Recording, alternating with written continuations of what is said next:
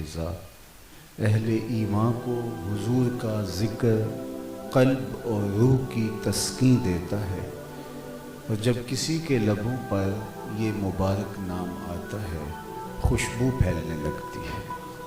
ان کا نام میٹھا بھی ہے، دل آویز بھی ہے، قرار جاں بھی ہے، تسکین قلب بھی ہے، روح کی راحت بھی ہے، آنکھوں کی ٹھنڈک بھی ہے۔ تینوں سینے دی میں ٹھنڈ آکھاں، شہد گلاب تے کھنڈ آکھاں، تینوں نبیاں دا میں لاڑا آکھاں، تیرے ہجر دے وچ میں ہاڑا آکھاں۔ حضرت شیخ مہدی الفاسی مطالع المسرات شرح دلائل الخیرات میں لکھتے ہیں، حضور کا ذکر سن کر جس شخص کے کلیجے میں ٹھنڈ نہیں پڑتی، اس کے سینے میں دھڑکنے والا دل کسی مومن کا دل ہی نہیں ہے۔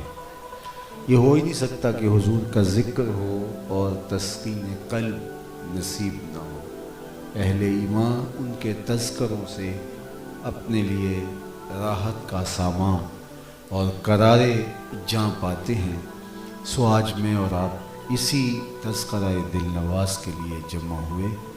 ساتھیوں نے جس محبت سے، جس وارفتگی سے، جس شوق سے آج کے اس اجتماع کا انعقاد کیا، اور آپ لوگ جس محبت سے تشریف لائے، میری بارگاہ عزتی میں دعا ہے کہ اللہ آپ کو اٹھنے سے پہلے اس اجتماع کی برکت نصیب فرمائے۔ باقی جہاں تک حضور کے ذکر کی بات ہے، حضور کے تذکار رحمت کی بات ہے، تو یہ ذکر کبھی ماند پڑنے والا نہیں ہے۔ فرانس کے گماشتوں نے یہ خیال کیا تھا کہ ہم چند الٹی ٹیڑھی لکیریں تراش کے انہیں پیغمبر حسن کے خاکے قرار دے دیں گے اور مسلمانوں کے دلوں سے حضور کی محبت کھرچ ڈالیں گے، لیکن آج وہ دیکھیں کہ کائنات کے ایک ایک گوشے میں جھنڈے میرے حضور کے لہرا رہے ہیں، اور ان کے نام کا ہی چراغاں ہے۔ چاند کی طرف منہ کر کے تھوکنے سے اس کی نوری کرنوں کو میلا نہیں کیا جا سکتا۔ تھوکنے والے کے منہ پر اس کا اپنا تھوکا آ گرے گا اور اس کا اپنا منہ ہی گندا ہوگا۔ چاند کی روشنی کو، اس کی لطافتوں کو کوئی فرق نہیں پڑتا۔ مدینے کا چاند کل بھی روشن تھا، مدینے کا چاند آج بھی روشن ہے، اور رہے گا یوں ہی ان کا چرچا رہے گا، بڑے خاک ہو جائیں جل جانے والے۔ حضور صدیاں قبل اس دنیا پہ جلوہ گر ہوئے تھے، لیکن ماحول کی شگفتگیاں بتاتی ہیں جیسے کوئی کل ہی گزر کے گیا ہو۔ زمین سے آسماں تک، آسماں سے لامکاں تک ہے، کہاں کھولے تھے گیسو یار نے، خوشبو کہاں تک ہے۔ اتنا تذکرہ، اتنا ذکر رحمت اور حضور کے نام سے محبتوں کے امٹتے ہوئے طوفان ہیں سینوں کے اندر۔ ایک جان کیا لاکھوں جانیں بھی ہوں، ان کے قدموں پہ نچھاور ہوں، پھر بھی حق ادا نہ ہو۔ ہمارے ماں باپ، ہماری نسلیں، ہماری اولادیں، ہمارے مال و متاع، سب کچھ حضور کے نام پہ قربان، اور پھر بھی حق ادا نہیں ہوتا۔ اللہ نے اپنے محبوب علیہ السلام کو جن شانوں سے، جن عظمتوں سے نوازا ہے، یہ اپنے مذہب سے واجبی سا تعلق رکھتے ہیں، لیکن اگر انہوں نے حضرت عیسیٰ کی تعلیمات کو ہی پڑھ لیا ہوتا تو یہ جسارت ہی نہ کرتے۔ حضرت عیسیٰ علیہ السلام نے میرے اور آپ کے آقا و مولا کے آنے کی بشارتیں دی۔ ویسے تو ہر نبی حضور کے قصیدے پڑھتا ہے، کوئی جھولی پھیلا کے ہاتھ اٹھا کے بولتا ہے ربنا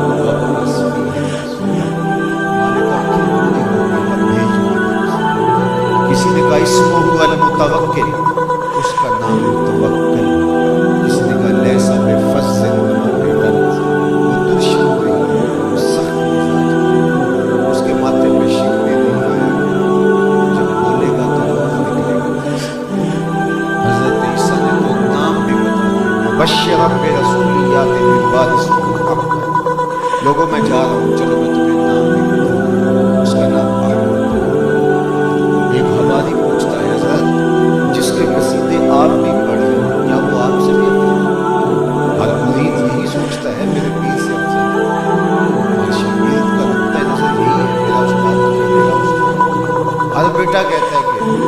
میرا باپ تو پھر میرا باپ، نتیجہ بھی یہی مزاج ہے کہ میرا نبی تو پھر میرا نبی۔ تو حضرت عیسیٰ نے کہا میں نام بھی بتا کے جا رہا ہوں، نام احمد ہوگا، بس وہ آیا چاہ رہا ہے۔ تو حواری نے جب اپنے پیغمبر کی زبان سے میرے اور آپ کے آقا و مولا کے سیدھے سنے تو حیرت سے سوال کیا آپ سے بھی افضل ہوگا؟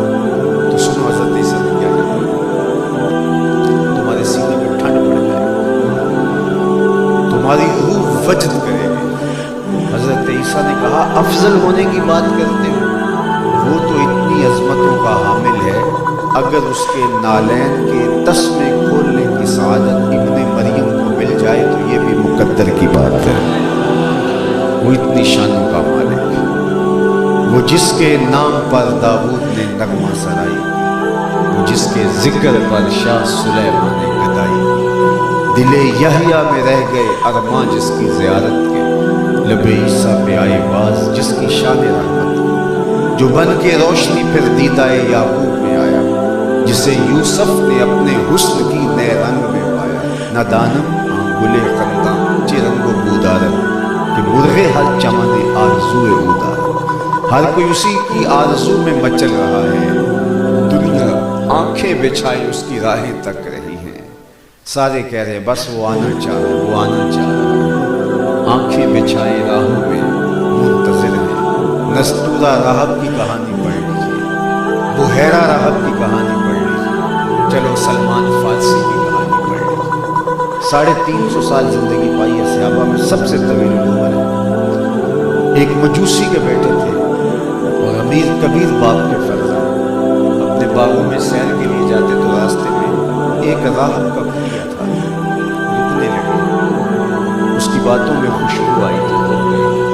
بادشاہ اپنے ان کے باپ کو پتہ چلا، سلمان فارسی کے باپ کو، ہم تو مجوسی ہیں اور آتش پرست ہیں اور آپ ان کے پاس رکتے ہیں، لیکن خوشبو ایسی تھی گفتگو کی باز وہ باپ نے گھر سے حق کی تلاش میں نکلے، ایک عیسائی راہب کے پاس جا کے اس کے سومرے میں، اس کے کٹیے میں جا کے اس کی خدمت میں لگ گئے، حق کی تلاش میں ایک مدت مدید اس کی خدمت میں گزاری۔ ایک دن اس نے تنہائی میں بلایا اور کہا سلمان تو نے بڑی خدمت کی ہے اور تو حق کا سچا متلاشی ہے، مال و متاع کو ٹھوکر مار کے آیا ہے، اب میرا وقت آخر آ گیا، میری تدفین کے بعد غموریا چلے جاؤ، وہاں کا ایک راہب ہے جو خدا رسیدہ ہے اور تمہیں اس سے خیر مل جائے۔ کہتے ہیں وہ واقعی انتقال کر جاتا ہے، میں تدفین کے بعد غموریا چلا گیا، اس نشان کا پادری مجھے مل گیا اور میں جا کے اس کی خدمت کرنے لگا، وہ واقعی خدا رسیدہ تھا، ایک مدت اس کی خدمت کرتا رہا۔ ایک دن اس نے بھی مجھے تنہائی میں بلایا، کہا میرا وقت آخر بھی آ گیا، کوئی ایسا شخص عیسائیت میں نہیں رہا جس کے پاس میں تجھے بھیج سکوں، لیکن تو نے میری خدمت کی ہے، تمہیں راز کی بات بتا دیتا ہوں، وہ یہ کہ نبی آخر الزمان کی ضرور کا وقت آ گیا اور وہ ہجرت کر کے یثرب آئیں گے، میری تدفین کے بعد تو یثرب جا کے انتظار کر تجھے مل جائے گا۔ میں نے کہا کہ سلمان فارسی کہتے ہیں، میں نے کہا کہ میں نے در در کی خواب چھانی ہے، کہاں کہاں سے حق کی تلاش میں کہاں کہاں کی ٹھوکریں کھائی، کہیں ایسا نہ ہو کہ کوئی اور شخص دعویٰ کرے اور میں اس کی باتوں میں آ جاؤں اور حق سے محروم ہو جاؤں۔ اس نے کہا نہیں میں نشانی بتا دیتا، میں نے کہا جی، تو اس نے کہا 3 نشان پیغمبر آخر، ایک تو وہ صدقہ قبول نہیں کرے گا، دوسری نشانی یہ ہے کہ وہ ہدیہ رد نہیں کرے گا، اور تیسری نشانی یہ ہے اس کے 2 کندھوں کے درمیان مہر نبوت۔ کہا میں اس کی تدفین کے بعد یثرب جانے والے کافروں کی تلاش میں نکلا تو خیر ایک قافلہ مجھے مل گیا، میں ان کے ساتھ انہوں نے مجھے تنہا سمجھ کر گرفتار کر لیا اور اپنا غلام بنایا، لیکن مہربانی کی کہ بیچا جا کے مدینے میں۔ اللہ اکبر، اقبال کہتا ہے تیری غلامی پہ قرباں ہزار آزادی، ایک یہودی نے مجھے خرید لیا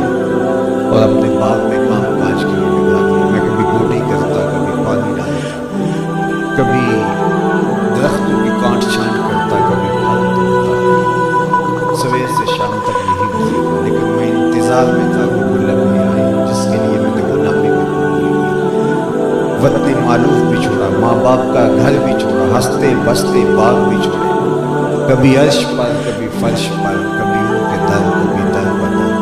गम आशिकी तेरा शुक्रिया मैं कहाँ से गुजर गया।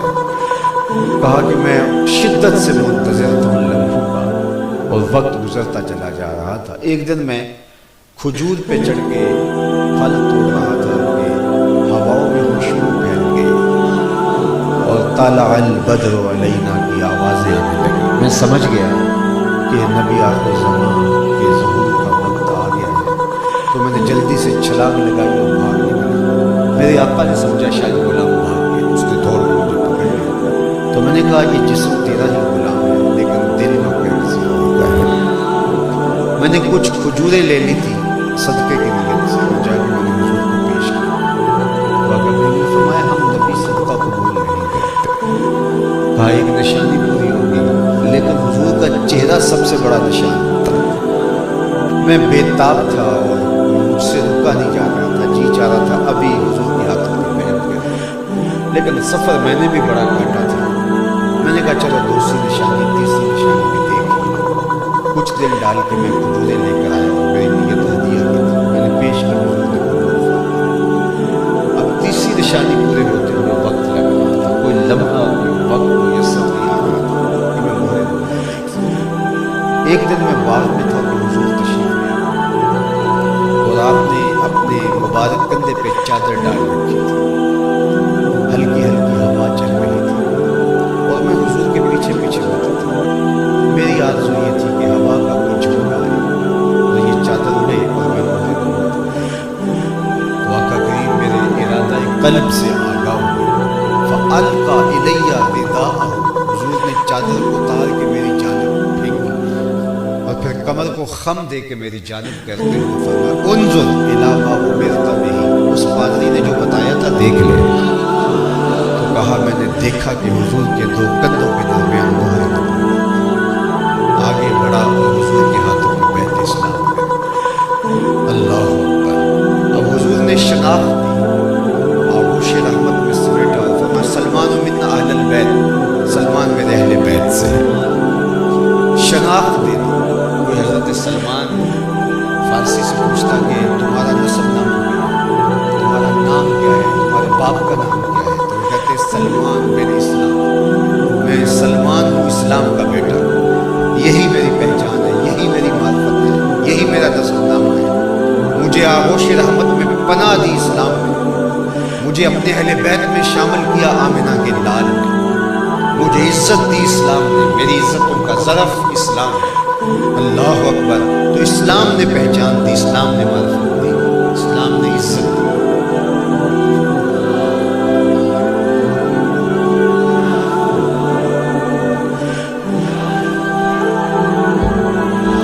लोगों ने कहाँ कहाँ के सफ़र काटे, मुसीबतें काटी, मुशक्क़तें झेली, अज़ियतों से गुजरे और फिर उन कदमों तक पहुँचे। हमने तो कोई मुशक्क़त नहीं काटी, हमने तो कोई रत जगह नहीं काटा, हमने तो कोई इंतज़ार की सूली पे लटक के नहीं देखा। हम सोए थे मुकद्दर जाग उठे। आगोश मादर में आए हमारे वालिद साहब, मस्जिद से मौलाना को बुला लाए। उन्होंने आके कान में अज़ान भी दी और मुबारक भी दी। मुबारक तो हुजूर का गुलाम बन के आया। शामों से मिला है न तवंगल से मिला है, अल्लाह का इरफान इसी घर से मिला है। औरों को मिला है तो मुकद्दर से मिला है, मुझको तो मुकद्दर भी तेरे दर से मिला है। ये मेरे बख्त कि मैं हुजूर का गुलाम हूँ, ये आपके मुकद्दर कि आप हुजूर के गुलाम। मेरी खुशकिस्मती में तेरा उम्मत। एक दिन की महफिल मिलाद किया, सारी जिंदगी भी हुजूर के नाम पे लगा दे, हक के शुक्र फिर दिया। हमारी शनाख्त हुजूर के नाम से, हमारी इज्जतें हुजूर के नाम से। क्या इंसान दुनिया की मंडी में मवेशियों की तरह फरोख्त नहीं होता था? क्या जिल्लत, क्या रुसवाई थी इंसानियत। मंडियों में बिकते थे। कभी आप मंडी मवेशियों में जानवर खरीदने जाते तो उसका मुंह खोल के दांत देखे जाते, उम्र का अंदाजा करते, उसकी कमर टटोल के देखी जाती है। इंसानों की कमर पे बोझ लाद करके चला के देखा जाता था कितना ताकि इसकी बोली दी जा सके। मंडियों में इंसान बिकते थे।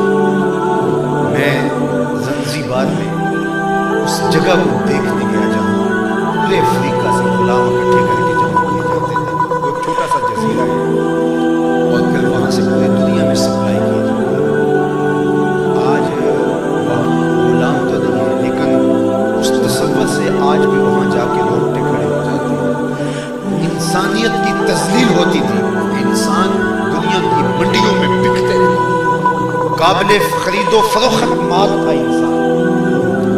मर्द भी बिकते थे, औरतें भी बिकती थी, हाथों में जंजीरें और पाँव में बेड़ियां। ये इंसानियत की जिल्लत थी। और आपने सुना उलमा से कि जब सबैबा ने जाके अबू लहब से कहा कि तेरे मरहूम भाई के घर बेटा हुआ है, तो उसने कहा जा तू आजा। तो इस बात का ऐलान है कि हुजूर ने अभी सहने हस्ती में कदम ही रखे हैं, गुलामी की जंजीरें टूटने लगी हैं। फिर इतने तरीके दिए गुलाम को आज़ाद करने के। कसम तोड़ बैठो, गुलाम आज़ाद करो। रोज़ा तोड़ बैठो, गुलाम आज़ाद करो। कुफाराए ज़िहार में गुलाम आज़ाद करो, कुफाराए कत्ल में गुलाम आज़ाद करो। वैसे गुलाम आज़ाद करने की तरकीब दी। हज़रत सैयदना सिद्दीक़ अकबर ने कितने गुलाम आज़ाद किए। हज़रत उस्मान गनी सारी ज़िंदगी हर जुमे को गुलाम आज़ाद करते थे। हज़रत अब्दुर्रहमान बिन औफ रज़ियल्लाहु ताला अन्हु ने अपनी ज़िंदगी में 30,000 गुलाम आज़ाद किए। लोगों को तरगीब हुई गुलामों को आज़ाद करने की। आज दुनिया के ऊपर उस तरह की गुलामी आपको नहीं मिलेगी। आज कोई मंडी नहीं मिलेगी जहाँ इंसान बिकते हो, जहाँ दो शीज़ाएँ बिकती हो, जहाँ बेटियाँ फरोख्त होती हैं। ये फैज़ किसका है? जवाब आएगा मिलाद वाले रसूल का। यतीम को धक्के दिए जाते थे, कुरान ने बताया फ़ज़ालिकल्लज़ी यदउल यतीम, ये वो बदनसीब शख्स है जो यतीम को धक्के देता है। कुरान ने बताया अमलन धक्के देते। लेकिन मेरे हुजूर ने क्या कहा? आना व काफ़िलुल यतीम का हाथ है, मैं और यतीम की कफालत करने वाला क़यामत के दिन इस तरह टेढ़े होंगे जिस तरह ये दो उंगलियां करी। मैं आपसे पूछता हूँ, इस कायनात में सबसे अच्छा और बेहतर घर कौन सा है? कोई कहेगा जनाब जो शहर के वस्त में है वो घर बहुत अच्छा है।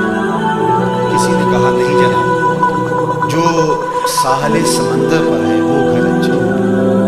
ताहत नजर फैले हुए नज़ारे आंखों को तस्कीन देते हैं। किसी ने कहा जो पहाड़ के दामन में है। किसी ने कहा जो आली नस्ब सोसाइटी में वाक़ है वो घर अच्छा है।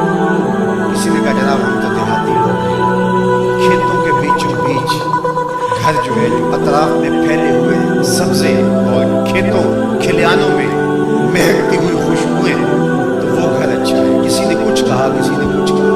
किसी ने कहा जो बहुत कुशादा हो, जिसने कहा जिसके लान बड़े बड़े हो। लेकिन मेरे हुजूर ने फरमाया इस कायनात में सबसे अच्छा घर वो है जिसमें यतीम रहता हो, उसकी इज्जत भी होती हो। वो 2 मरले का झोपड़ा ही क्यों, वो शाही महल से ज़्यादा बेहतर और खूबसूरत और अफजल और आला है। फरिश्ते भी झुक झुक के उस घर की ज़ियारत को आते हैं। तो यतीम को इज्जत दे दी गई, जिस यतीम को धक्के दिए जाते थे। मजलिस रसूल लगी थी, हुजूम आशिक़ा था। एक शख्स ने कहा हुजूर मेरे लिए दुआ कीजिए, मेरा बच्चा कई दिनों से गुम है, मिल नहीं रहा। कबल इससे के दुआ के लिए हाथ उठते हैं। मजलिस में मौजूद एक शख्स ने कहा जनाब मैं इसके बच्चे को जानता भी हूँ, पहचानता भी हूँ। अभी फलां बाग के करीब से गुजर के आया हूँ, वहाँ बच्चों के साथ मैंने इसके बेटे को खेलता हूँ। बाप ने सुना कि मेरा बेटा फलां बाग में है तो वो दौड़ पड़ा। हुजूर ने फरमाया से बुलाया गया। बहुत जल्दी है जी हुजूर, आप जानते हैं कई दिनों से मुझे ममता की मारी माँ अलग परेशान है, कई दिनों से ना उसने कुछ खाया ना पिया। मैं चाहता हूँ अपनी आँखें ठंडी करूँ और माँ की गोद में जाकर बच्चे को कहा जरूर जाओ, मैं रोकता भी नहीं, रोकने के लिए बुलाया नहीं।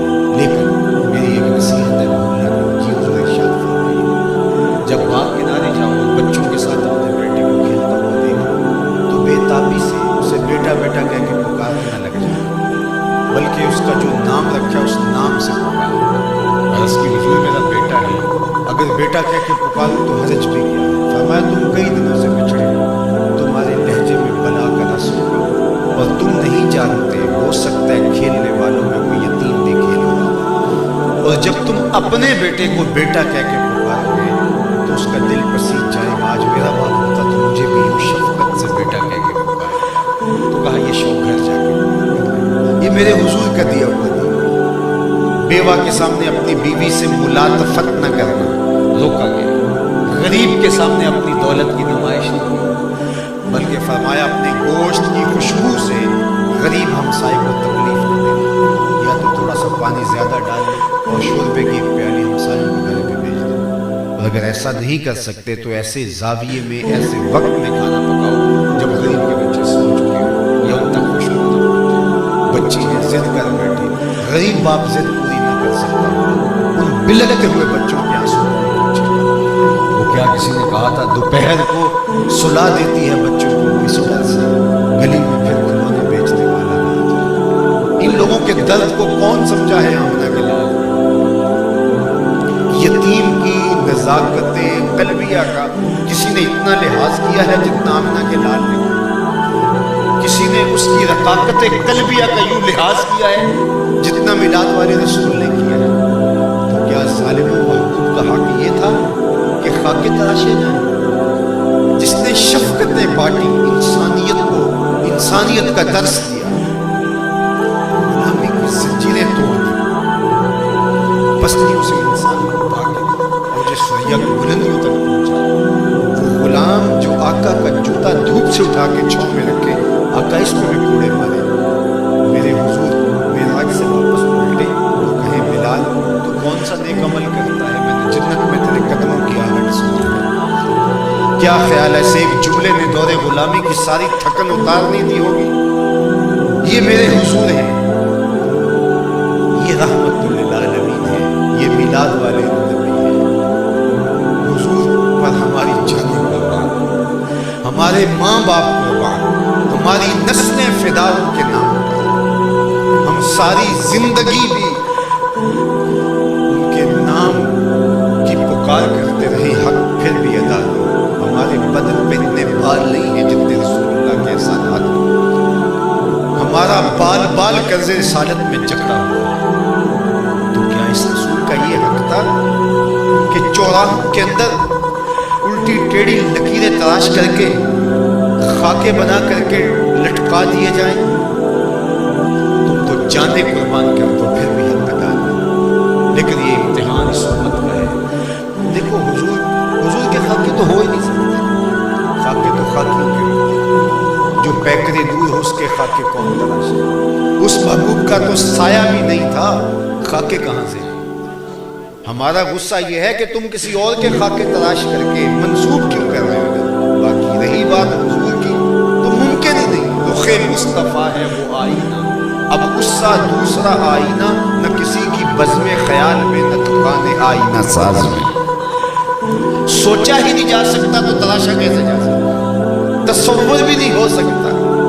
جنہوں نے دیکھا ہے وہ بھی کہتے ہیں ہمارے بس کا روک نہیں. حضرت عمر بن عاص رضی اللہ تعالیٰ عنہ لوگ ملنے گئے تو وہ چارپائی پہ لیٹے تھے, ان کے آخری لمحے تھے زندگی کے, تو وہ دیوار میں کر کے رونے لگے اور پھر آنے والوں کی طرف رخ کیا تو کہا کہ اگر تم مجھ سے یہ پوچھنے آئے کہ حضور کیسے تھے, لو سئلت ان آصف ما اتقت, اگر یہ پوچھنا چاہتے ہو کہ ہمیں حضور کے بارے بتاؤ حضور کیسے تھے, تو اللہ کی قسم میرے میں ہمت ہی نہیں کہ بیان کر سکوں.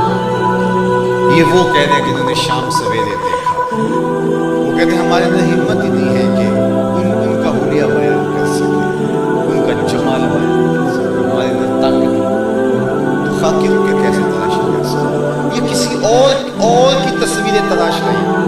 لیکن ہمارا غصہ کہ ہمارے آقا سے منسوب کیوں کر رہے ہیں. آقا کریم علیہ السلام کی خدمت میں صحابی آئے تو انہوں نے کہا کہ جناب یہ مزمم کہہ کے گالیاں دے رہے ہیں. صحیح بخاری اٹھائیے حضرت ابو ہریرہ سے مروی. قریش آپس میں بیٹھے ہوئے نے کہا یار عجیب کہانی ہے, تم محمد بھی کہتے ہو ایب بھی لگا. ایک بات کرو نا, تم تو اہل زبان ہو, تمہیں تو پتا ہے کہ محمد کا معنی کیا ہوتا ہے. صلی اللہ علیہ, محمد کا معنی الذی یحمد حمدا بعد حمد مرۃ بعد مرۃ کرۃ بعد کرۃ. محمد وہ ہوتا ہے جس کی بار بار تعریف کی جائے, قلم ٹوٹ جائیں تعریف ختم نہ ہو, روشنائیاں سوکھ جائیں تعریف ختم نہ ہو, کاغذ ختم ہو جائیں تعریف ختم نہ ہو, تعریف کی اپنی تعریف ختم ہو جائے. محمد وہ ہوتا ہے جس کی تعریف ختم نہ ہو, بار بار تعریف کی جائے, بار بار تعریف کی جائے, تعریف ختم نہ ہو. تو کہا الذی یحمد حمدا بعد حمد. عجیب لوگ ہو تم یار, محمد بھی کہتے ہوئے بھی لگا. ایک بات کرو نا, کوئی کہے کہ گلاب خوبصورت نہیں ہوتے تو عجیب بات ہے, کوئی کہے شہد میٹھا نہیں ہوتا تو عجیب بات ہے, کوئی کہے چاند روشن نہیں ہوتا تو عجیب بات ہے. کہا یا محمد کہنا چھوڑ دو یا عیب لگانا چھوڑ دو.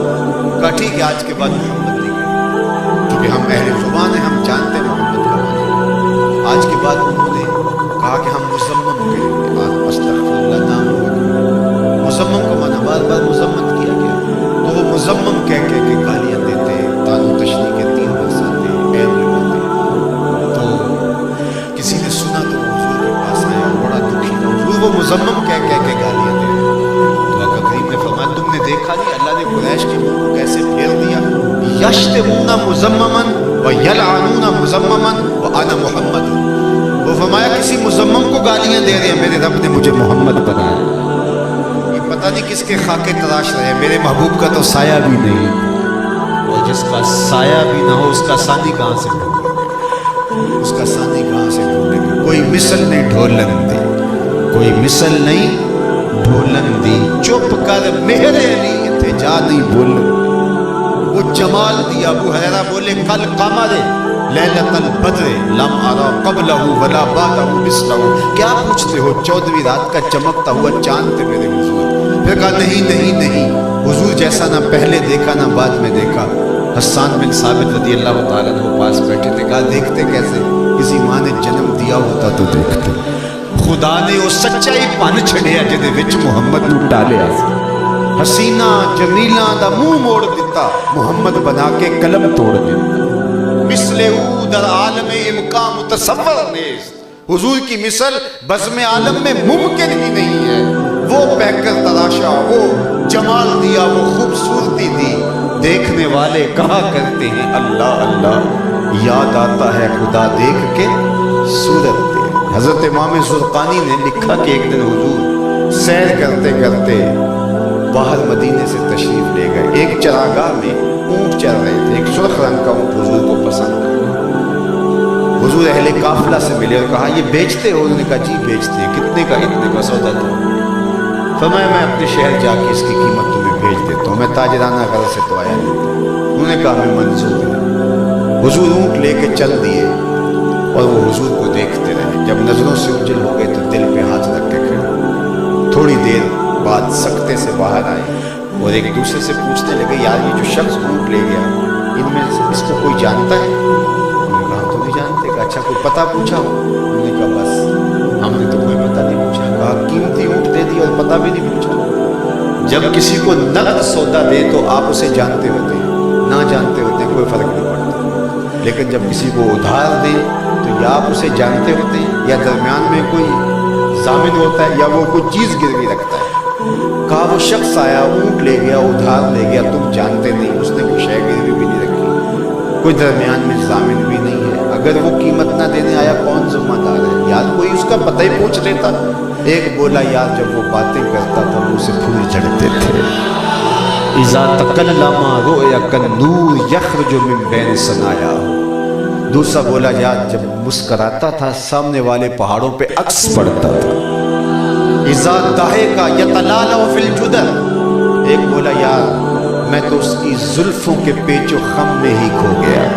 ایک بولا میں تو اس کی آنکھیں ہی دیکھتا رہ گیا. کیا خوب سجن دیاں اکھیاں نے، کیا خوب سجن دیاں اکھیاں نے، جویں پر کے سرائیاں رکھیاں نے. تو اجے میرا یار نہیں ڈٹھا جن ویکھ کے چند شرماوے. ادھی راتی دن چڑھ جاوے جیو رخ تو نقاب اٹھاوے. تے جیو نکلے سیر کرن نو سارا گلشن سیس نواوے. اتے دھرتی لف لف جاوے جے ہاتھ پھلاں وچ رکھدا ہاتھ پھلاں تو ود جاوے. نین نشیلے مست رسیلے وچ سونا کجل سہاوے. اکھ اگڑے تے انج پیا جاپے جویں میں خانہ کھل جاوے. توبہ توبہ حسن سجن دا چال نہ چلی جاوے. بجلی ڈر دی لشک نہ مارے متاں بے ادبی ہو جاوے. علم خدا نے اینا دتا عقلاں وچ نہ آوے. عقل خدا نے اینی دتی علماں وچ نہ آوے. کی اعجاز نظر وچ او دی جو آوے وک جاوے. خلق او دے نے مول ہی دنیا کوئی ورلا ہی جان بچاوے. آزم ایڈا سونا ماہی سانو کدھر نظر نہ آئے. انہوں نے کہا جو بھی ہوا تم اس کے حسن میں کھو گئے اور وہ اپنے حسن کا جادو جگا کے قیمتی اونٹ ہتھیا کے تم سے لے گیا. امام زرقانی نے لکھا کہ جب انہوں نے کہا کہ وہ قیمتی اونٹ ہتھیا کے لے گیا تو اب تک خاموش بیٹھی قافلے کے سردار کی بیوی نے خیمے کا پردہ سرکایا اور ان سے مخاطبت کرتے ہوئے کہا انا ضامنۃ للثمن جملکم لا یقدر بکم، خبردار اس کے خلاف کوئی بات کی، اگر وہ قیمت نہ دینے آیا تو میں ضامن ہوں، مجھ سے قیمت لے لینا۔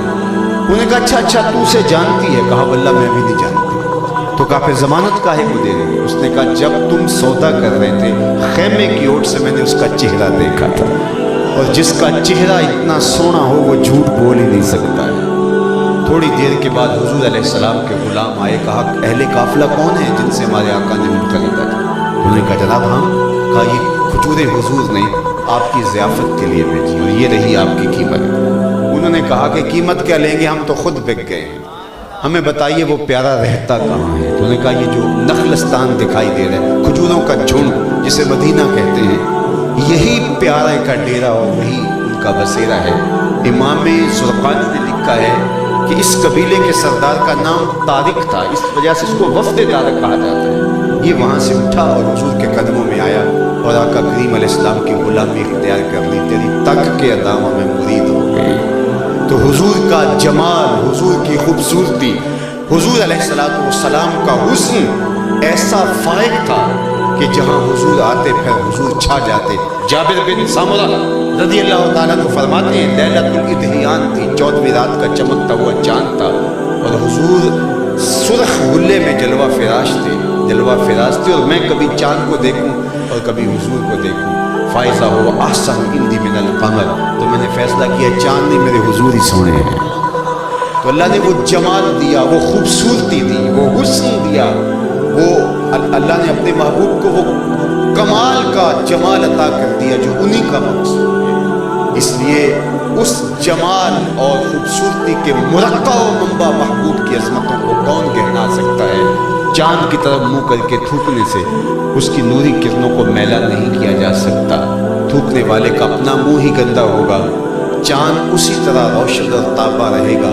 یہ فرانس کے گماشتوں نے جو حرکت کی ہے، یہ ان کا تھوکا ہوا ان کے اپنے منہ پہ آ گرے گا۔ مدینے کا چاند کل بھی روشن تھا، ہرا کا چاند آج بھی روشن ہے اور رہے گا، یوں ہی ان کا چرچا رہے گا۔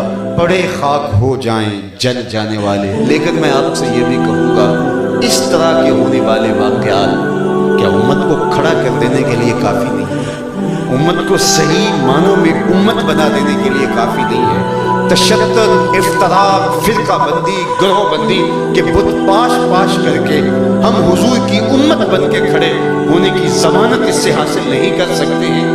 جب پوری دنیا کا کفر ملت واحدہ بن کے اسلام کے خلاف سازشوں میں لگا ہوا ہے تو کیا امت کو حضور کے قدموں میں نہیں آ جانا چاہیے اور آقا کریم علیہ السلام کے طریقہ زندگی کو اپنی روح میں جذب نہیں کر لینا چاہیے؟ کیا ہمارے لیے صرف اتنا کافی ہے کہ ہم کہلائیں کہ ہم مسلمان ہیں؟ ہمارا عمل، ہمارا رویہ، ہمارا طرز زندگی، ہمارا انداز معاشرت اس کی مطابقت میں نہ ہو؟ صاحب اس وقت حالات کا تقاضا یہ ہے کہ ہم دور سے چلے آ رہے ہوں، لوگ پہچان کے کہیں وہ دیکھو آقا کا غلام آ رہا ہے۔ ہمارے وعدے، ہمارا طرز زندگی، ہمارا انداز معاشرت، ہمارے انداز سیاست، ہماری گھریلو زندگی، ہماری کاروباری زندگی، ہماری خانگی زندگی، ہماری ازدواجی زندگی، ہمارے شب و روز حضور کی محبت کے سانچے میں یوں ڈھل جائیں کہ پتہ چلے یہ حضور کا غلام ہے، یہ حضور کا۔ اللہ اکبر! آقا کریم علیہ السلام کی محبت کا تقاضا ہے کہ حضور کا فرمان اور ہمارے لیے واضح حکم تو حکم رہا، محب تو محبوب کی منشا کو بھی پا لیتا ہے کہ محبوب کی منشا کیا ہے۔ مدینہ المنورہ کی ایک گلی سے حضور گزر رہے تھے تو ایک ایسا مکان بن رہا تھا جس طرز تعمیر کو حضور پسند نہیں کرتے تھے۔ رک کے پوچھا یہ کس کا مکان ہے؟ کہا فلاں انصاری صحابی کا۔ حضور نے کچھ نہیں کہا، گزر گئے۔ کسی نے اس کو بتایا حضور تیرے مکان کو دیکھا تھا، چہرے پہ آثار پسندیدگی نہیں آیا۔ اس نے کدال لیا اور مکان کو زمین کے برابر کر دیا۔ 2-4 دن گزرے، حضور کا پھر وہاں سے گزران ہوا تو دیکھا کہ ملبے کا ڈھیر پڑا ہوا۔ میں بلایا گیا، کہا میں گزرا تھا تیرا مکان دیکھا، آج ملبے کا ڈھیر دکھائی دے رہا، کیا ہوا؟ جی میں گرا دیا۔ تو میں کیوں؟ عرض کی سنا تھا آپ کو پسند، میں اور آپ دیکھیں ہمارا کیا کیا حضور سر سے لے کر پاؤں تک کیا کیا حضور کو پسند نہیں۔ ایک بحرین سے صحابی آئے اور حضور کو آ کر سلام کیا، حضور نے رخ پھیر لیا، سمجھے شاید اتفاقاً ہوا تو جدھر رخ کیا ادھر سے جا کے سلام کیا، حضور نے پھر رخ پھیر لیا، سمجھ گئے ناراضگی، لیکن یہ سمجھ نہیں پا رہے تھے ناراضگی کا سبب کیا ہے۔ تو جو حضور کے قربت میں بیٹھنے والے صحابہ تھے ان سے پوچھا کہ کوئی آپ بتا سکتے ہیں کہ حضور کیوں ناراض ہیں؟ انہوں نے غور کیا، کہا ہاں یہ تم نے سونے کی انگوٹھی پہن رکھی، حضور اس گناہ بے لذت کو حرام کر دے چکے، ان الذهب والفضة حرام لذکور امتی، امت کے مردوں کے لیے سونا چاندی حرام ہے، صرف 4.5 ماشے کی انگوٹھی کا جواز دیا گیا اور باقی حرام کر دیا گیا۔ عورتوں کا زیور زینت ہے، مرد کو جچتا نہیں، منع کر دیا، اس کو جہنم کا انگارہ حضور نے قرار دیا، شاید حضور ناراضگی کا سبب۔ آگے بڑھے، سونے کی انگوٹھی اتار کے حضور کو پیش کرتے ہوئے کہا حضور شاید آپ کی ناراضگی کا سبب یہ ہے۔ آقا کریم نے یوں پکڑ کے ایسے پھینک دی، ناراضگی ختم ہو گئی، مجلس جاری رہی۔ تھوڑی دیر کے بعد اختتام کو پہنچی مجلس، لوگ گھروں کو پلٹنے لگے تو یہ بھی واپس ہونے لگے تو کسی نے کہا یار وہ انگوٹھی تو اٹھا لو، قیمتی دھات ہے، تم تو نہیں پہن سکتے شرعاً لیکن تمہاری بیوی تو پہن سکتی ہے۔ تو صحابی نے کیا کہا اس آئینے میں اور آپ اپنے آپ کو ہم کہاں کھڑے؟ تو کہا یہ اٹھا لیجیے، آپ کی بیوی تو پہن سکتی ہے۔ تو صحابی نے کیا واللہ لا آخذہ وقد طرحہ رسول اللہ صلی اللہ علیہ وسلم، اللہ کی قسم میں اس انگوٹھی کو کبھی نہیں اٹھاؤں گا جس کو میرے حضور نے پھینک دیا ہے۔ میں اور آپ دیکھیں کیا کیا تھا جس کو حضور نے پھینکا اور ہم اس کو سینے سے لگائیں۔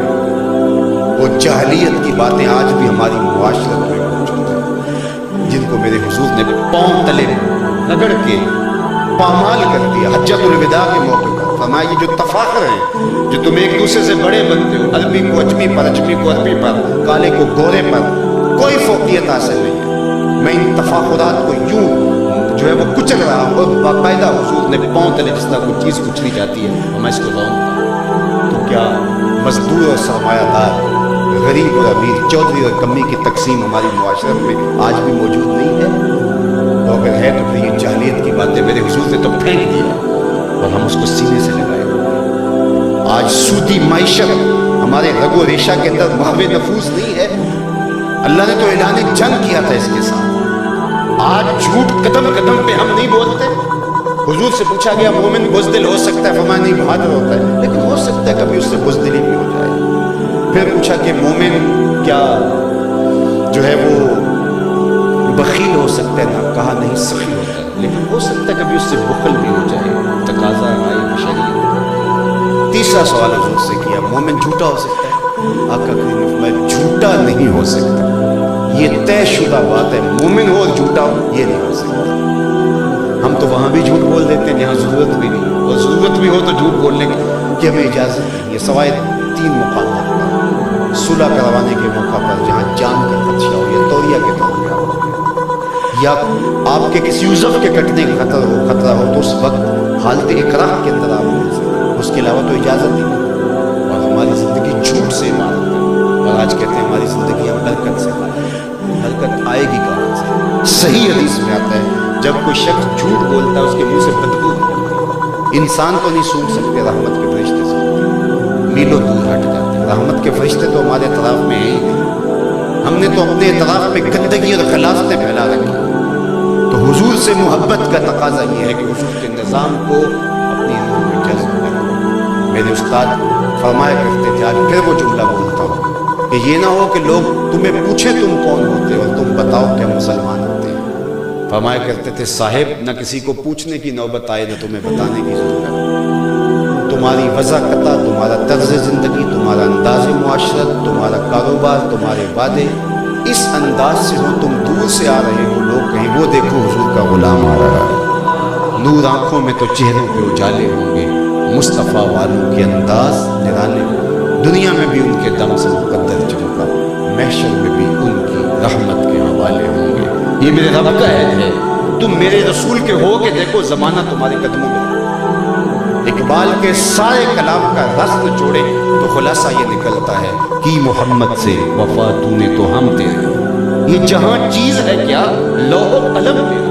پھر قلم بھی تیرے ہاتھ میں دے دے کہ تختی بھی تیرے ہاتھ میں دے دے، جو لکھنا ہوا خود ہی لکھ لینا، تیری تقدیر کے فیصلے کہیں اور نہیں ہوں گے، خدا بندے سے خود پوچھے گا بتا تیری رضا کیا ہے، لیکن شرط یہ ہے کہ وفا کا رشتہ حضور کے ساتھ مستحکم ہے۔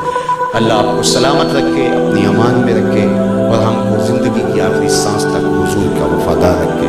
وآخر دعوانا الحمدللہ رب العالمین والصلاة والسلام علی اشرف الانبیاء والمرسلین۔ اللہ اٹھو ہاتھ، کبھی بھی خالی نہ موڑے جائیں، پھیلی ہوئی جھولیاں رحمتوں سے پھیل دی جائیں، محبوب کی غلامی میں زندگی سی میں موت عطا کر دی جائے، نفس و شیطان کے مکر فریب سے، دجل و تلبیسات سے ہماری حفاظت کی جائے۔ اللہ جتنے لوگ آئے ہیں واپس گھروں میں پہنچنے سے پہلے آج کے اجتماع کی برکت ان کی روحوں میں ڈال دے، ان کے گھروں تک پہنچا۔ اللہ میرے وطن کی خیر فرما، میرے ملک کو امن کے اجالے دے دے، میرے ملک کو معیشت کا جمال عطا کر دے، معاشرت کا حسن عطا کر دے، صالحیت کا نور عطا کر دے، میرے ملک کی ہر حالت بہتر فرما دے، چپے چپے کی خیر فرما، نظریاتی اور جغرافیائی سرحدوں کی حفاظت فرما۔ اے اللہ پورے عالم اسلام کو ایسا غلبہ، طاقت، شوکت اور حشمت عطا کر کہ تیرے محبوب کی ناموس کی طرف کوئی میلی نظر سے دیکھنے کی ہمت بھی نہ کر سکے۔